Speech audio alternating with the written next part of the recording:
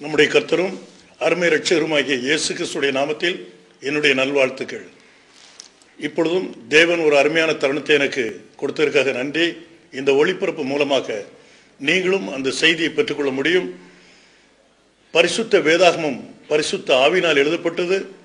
இந்த வேதாகமத்தில் அநேக காரியங்கள் மறைந்திருக்கிறது. இந்த வேதாகமத்தில் உள்ள ரகசியங்களை எந்த ஒரு மனிதனுடைய ஞானத்தினாலும் கண்டுபிடிக்க முடியாது.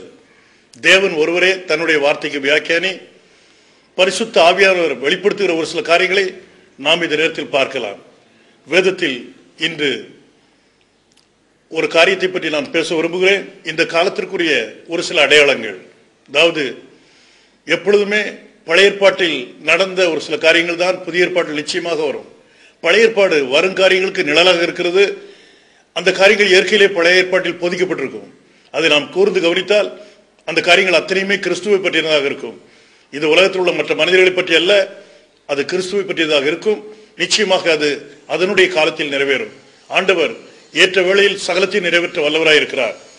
பாருங்கள், வேதம் சொல்கிறது, லூக்கா 17வது அதிகாரம் 26 முதல் 30வது வசனம் வரை நாம் கவனிக்கலாம். நோவாவின் நாட்களில் நடந்தது போல மனுஷகுமாரனுடைய நாட்களிலும் நடக்கும். மனுஷகுமாரனுடைய நாட்களில் நடக்கும். நோவா பேழைக்குள் பிரவேசித்த நாள் வரைக்கும் ஜனங்கள் புசித்து குடித்தார்கள், பெண் கொண்டு கொடுத்தார்கள். ஜலப்பிரளயம் வந்து எல்லாரையும் அழித்து போட்டது. லோத்தினுடைய நாட்களில் நடந்தது போலவும் நடக்கும். ஜனங்கள் புசித்தார்கள், குடித்தார்கள், கொண்டார்கள், விற்றார்கள், நட்டார்கள், கட்டினார்கள். லோத்து சோதோமை விட்டு புறப்பட்ட நாளிலே வானத்திலிருந்து அக்னியும் கந்தகமும் வருஷித்து எல்லாரையும் அழித்து போட்டது. மனுஷகுமாரன் வெளிப்படும் நாளிலும் அப்படியே நடக்கும் என்று வேதம் சொல்கிறது. இந்த வேதத்தில் உள்ள ஒரு உறுப்பு மாறுவதை பார்க்கலும் வானமும் பூமியும் ஒளிந்து போவது மேல் என்று வேதம் சொல்கிறது. அப்படியானால் தேவன் தன்னுடைய வார்த்தையை நிறைவேற்ற வல்லவராக இருக்கிறார். அவருடைய வார்த்தையிலே ஜீவன் உண்டு. அந்த வார்த்தை ஏற்ற காலத்தில் ஏற்ற நேரத்தில் சரியாக நிறைவேறும். உதாரணமாக ஏசாயா 7:14 சொல்லப்பட்ட அந்த வார்த்தை வேதம் சொல்கிறது, இதோ ஒரு கன்னிகை கர்ப்பவதியாகி ஒரு குமாரனை பெறுவாள், அவருக்கு இம்மானுவேல் என்று பெயரிடுவார்கள். இது இயேசு கிறிஸ்துடைய பிறப்பிற்கு கிட்டத்தட்ட 700 வருஷத்துக்கு முன்னாலே சொல்லப்பட்ட ஒரு வார்த்தை. அந்த வார்த்தை தேவனிடத்திலிருந்து புறப்பட்டு வந்தது. இந்த வார்த்தையை பேசியவர் அதே கிறிஸ்து தான், வேறு யாரும் அல்ல.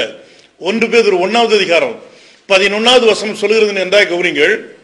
தங்களில் உள்ள கிறிஸ்துவின் ஆவியானவர் கிறிஸ்துவுக்கு உண்டாகும் பாடுகளையும் அவர்களுக்கு பின்வரும் மகிமைகளையும் முன்னறிவித்த போது, பாருங்க, தங்களில் உள்ள கிறிஸ்துவின் ஆவியானவர் கிறிஸ்துவுக்கு உண்டாக போற பாடுகளை பற்றி முன்குறித்தாராம், முன் சொன்னாராம். அப்போ இந்த முன்னுரைப்பு, இந்த தீர்க்க தரிசனம் ஒரு மனுஷனுடைய ஞானத்திலிருந்து வரல. கிறிஸ்துவுக்கு உண்டாக போற பாடுகளை பழைய ஏற்பாட்டுல அங்க வேதம் சொல்லி பாருங்க, எத்தனை தீர்க்கதரிசிகள் வந்தாங்களோ இந்த தீர்க்கதரிசிக்குள்ளாக கிறிஸ்துவுடைய ஆவியானவர் தான் உட்கார்ந்து பேசினார். இது வேதம் சொல்லுது. கிறிஸ்து என்னமோ இன்னைக்கு பிறந்தாரு, 2000 வருஷத்துக்கு முன்னால பிறந்தாரு, இவருக்கு அதுதான் ஆரம்பம் நினைச்சிடக்கூடாது. கிறிஸ்துவுடைய ஆவியானவர் காலாகாலமா ஜீவிக்கிற ஒரு தேவன். வேதம் சொல்லுது, யூத ஜனங்கள் அதை அறிஞ்சிருந்தாங்க. ஆகினால்தான் ஆண்டவர்ட்ட சொல்லும்போது கிறிஸ்து என்றென்றைக்கும் ஜீவித்திருக்கிறார் சொல்லி வேதம் சொல்லுத. அப்படி இருக்க இந்த கிறிஸ்து ஏன் சிலுவையில் அறையப்படணும்னு சொல்லி ஒரு கேள்வி கேட்டாங்க. பாருங்க, யூத ஜனங்கள் வேதத்தை நல்லா அறிஞ்சிருந்தாங்க. இன்னைக்கு உள்ள ஜனங்கள் மாதிரி அல்ல, அவங்களுக்கு வேதம் நல்லா தெரியும். வேத வார்த்தை பிரகாரம் கிறிஸ்து காலாகாலமா ஜீவிக்கிற ஒரு தேவன், இவர் நித்தியமா இருக்கிற தேவன். ஆகினால்தான் இங்க பவுல் எழுதும்போது சொன்னா, ரோமர் 9வது அதிகாரம் 5வது வசனத்தை நீங்க கவனித்தா, பிதாக்கள் அவருடையவர்களே, மாமிசத்தின்படி கிறிஸ்துவும்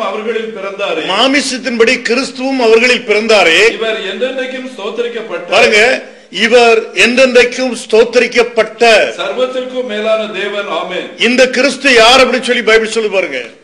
இவர் என்றென்றைக்கும் ஸ்தோத்திரிக்கப்பட்ட, ஸ்தோத்திரிக்கப்பட போறோ அல்லது ஸ்தோத்திரிக்கப்பட்டுகிட்டு இருக்கோ சொல்லல, ஸ்தோத்திரிக்கப்பட்ட கடந்த காலத்தை பற்றி பேசுறான்.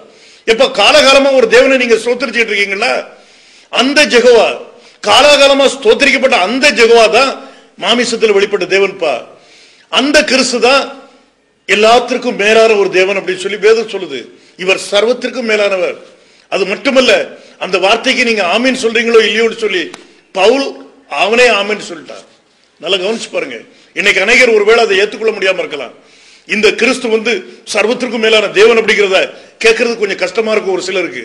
ஆனா நிச்சயமா தேவனுடைய பிள்ளைகள் அந்த வார்த்தையை ஏற்றுக்கிடுவாங்க.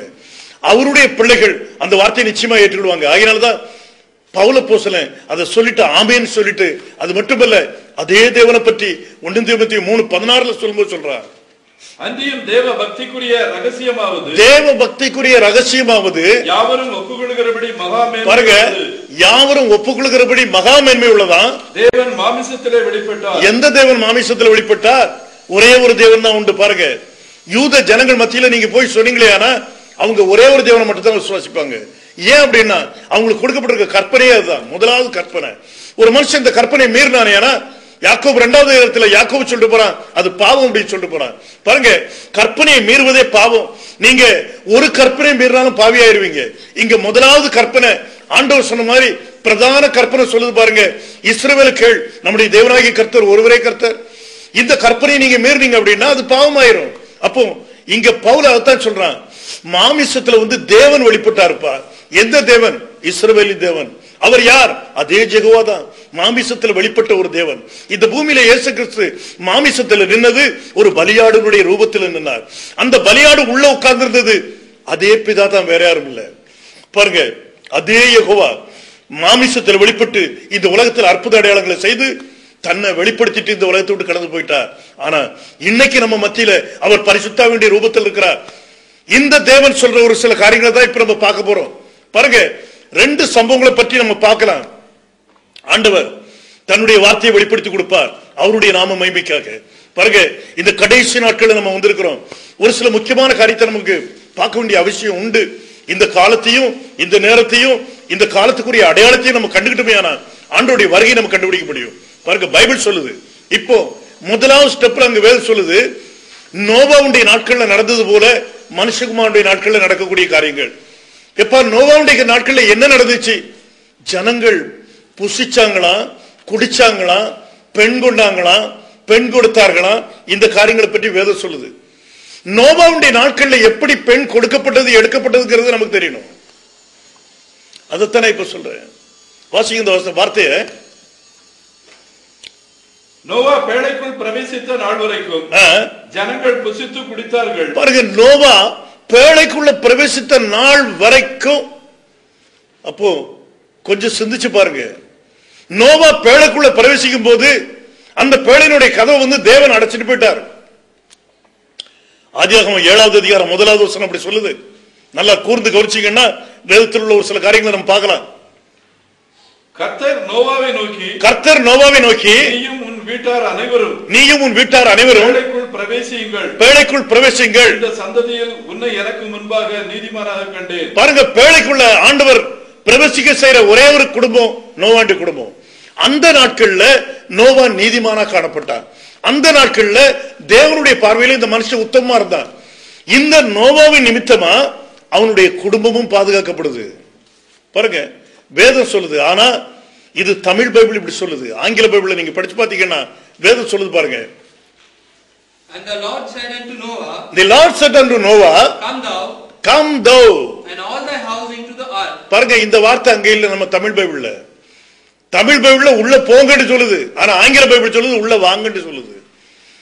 இந்த உள்ள வாங்கன்னு சொல்லக்கூடிய அந்த தேவன் எங்க இருந்திருப்பார்? யோசித்து பாருங்க. நோவாவையும் அவனுடைய குடும்பத்தையும் அந்த தேவன் உள்ள வாங்கன்னு கூப்பிடுறார். அப்போ நோவா அந்த பேழைக்குள்ள போறதுக்கு முன்னால யார் உள்ள உட்கார்ந்து இருக்கிறது? நம்முடைய தேவன் உள்ள இருக்கிறார். பாருங்க, அங்க தேவன் உள்ள இருந்ததுனாலதான் இந்த நோவாவையும் அவனுடைய குடும்பத்தையும் வாங்க அப்படின்னு கூப்பிட்டார். இவங்க உள்ள வந்த உடனே தேவன் கதவை அடைச்சிட்டார். கதவை அடைச்சதுக்கு அப்புறம் அதை யாரும் திறக்க முடியாது.